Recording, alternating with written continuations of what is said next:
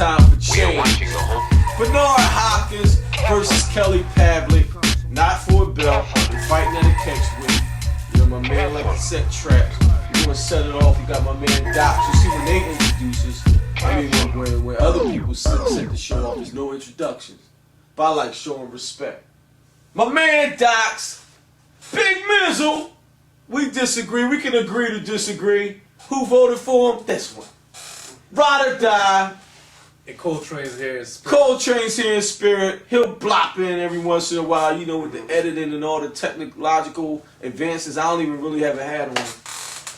But yo, let's start it off. Kelly Pavlik versus Bernard Hopkins. We're gonna start with you, Doc. So you want to start with me first?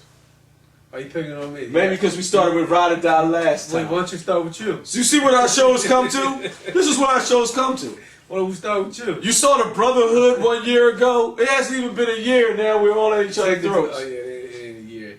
Look, man, my pick is this. My heart is with Beehive, man. I love. No, don't hedge bet. You're not Big Mike. Don't hedge. Excuse me. My heart is with Beehive. But I've been telling anybody who would listen for the last 3 months since this fight was made, and there's no way in hell Bernard beats Kelly Pavlik. Right now, the clock is ticking, and y'all keep saying he's tailor-made for him. He's a young lion, but he's gonna, you know, the execution of this, that. Yo, that Bernard from 7 years ago don't exist. Right now, Kelly, I think Kelly, even though Kelly will not knock Bernard out, he will not have. I don't think he can hurt him. Period. But I just think right now the work rate, and we saw something similar tonight. The work rate, the amount of punches is going to sway the judges. Please don't equate this fight. It's not going to be the same fight. Don't get it twisted. I'm not saying it's going to be the same fight, but it's no way it's going to be the same fight. Two different type of fighters. All I'm saying is the volume of punching is what's going to make the difference in that 12th round when the fight is on the line. And as much as I like Kelly Pavlik, I see it the way I see it. If we equate to other sports, he's a person who he's a person like the Matrix. He's an exciting, he slam dunks type of a person. He has a strong overhand, but his backhand might not be strong. I think he's a one-dimensional fighter. The 1-2 is very devastating. It's very exciting, but I think it's tailor-made for Bernard Hopkins, and that's why they tried to make this fight from the giddy up. I think the fact that Bernard is inactive. He's not inactive.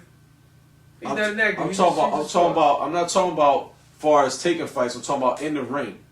The fact that he doesn't throw a lot of punches, the way Kelly throws punches, I think Bernard is going to land cleanly with counter shots, and it's going to look like a one-sided fight. Because I don't think Kelly's going to be able to win. And that's exactly the reason why I'm picking Kelly Pavlik to win.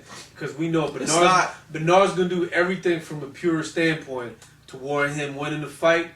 But that alone, in 08, the way they've been scoring fights is not going to help. The thing people need to get out of their head is the Kawasaki fight. This guy does not fight like Kawasaki. It's not a lot of flurries where there's a lot of slaps going on. Like Pavlik throws power shots, 1-2 big bombs. It's going to be a lot of slipping banks, and turning them. And also Pavlik gets frustrated. We saw that in the Taylor fight. He was frustrated midway through the fight. The body shot saved him. He was able to turn the fight there. Bernard is not going to be there for anything.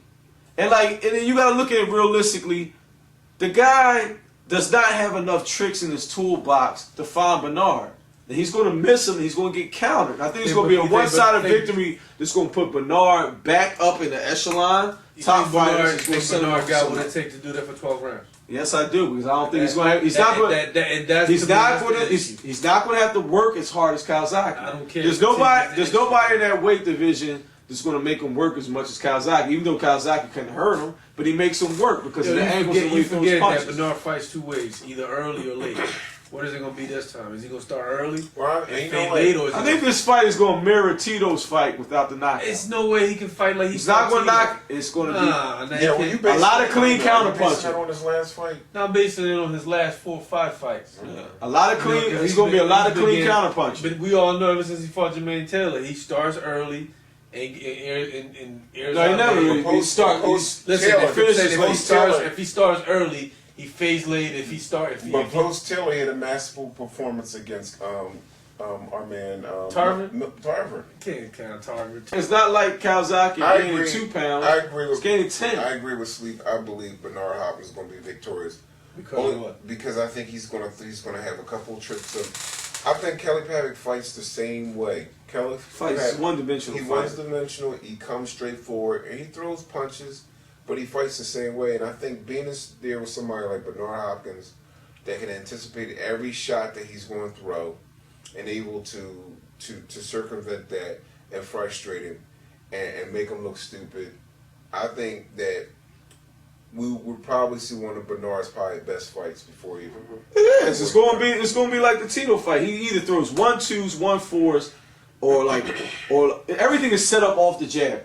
It's 1-2, 1-4s. He comes, but everything is pretty much tailor-made. There's no angles to it. Everything's predicated on the jab. Everything's predicated on the jab. But for Kelly Pavlik to win this fight, he has to fight a totally fight different from what he fights now, and he's not comfortable doing that. He's not going to do that. I don't think he's going. They think they're going to walk him down and knock him out, and that's not going to happen. But hey, I'm not saying he's going to knock him out. I didn't say that, even though they. No, I said they think that.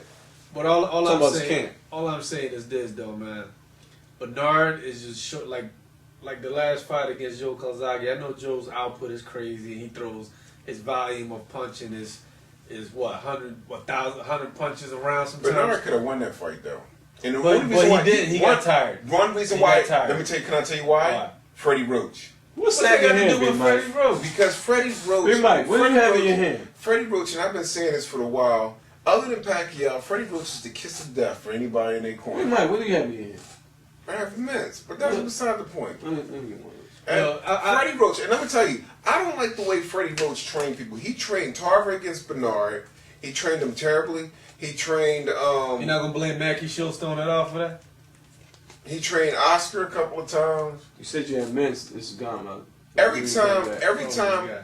time Freddie Roach and don't get me wrong, Freddie Roach is a masterful trainer.